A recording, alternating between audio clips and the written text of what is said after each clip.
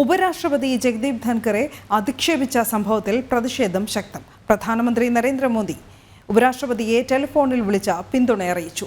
രാഷ്ട്രപതി ദ്രൗപദി മുർമുവും സംഭവത്തിൽ ദുഃഖം രേഖപ്പെടുത്തി. ധൻഖറിന് ഐക്യദാർഢ്യം പ്രഖ്യാപിച്ച രാജ്യസഭയിൽ NDA അംഗങ്ങൾ എഴുന്നേറ്റ് നിന്നു.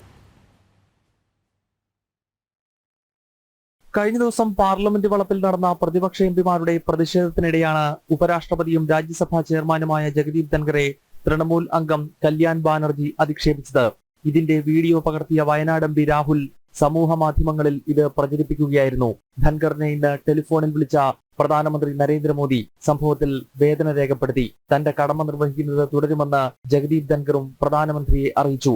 കടുത്ത നിരാശയുണ്ടാക്കുന്ന സംഭവമാണ് പാർലമെന്റിൽ നടന്നതെന്ന് രാഷ്ട്രപതി ദ്രൗപദി മുർമുവും പ്രതികരിച്ചു.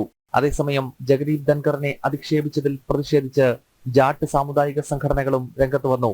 ജാട്ട് മഹാസംഘ് ഉൾപ്പെടെയുള്ള സംഘടനകളാണ് കോൺഗ്രസ് അടങ്ങുന്ന പ്രതിപക്ഷത്തിനെതിരെ രംഗത്തെത്തിയത്. ജനം, ഡൽഹി.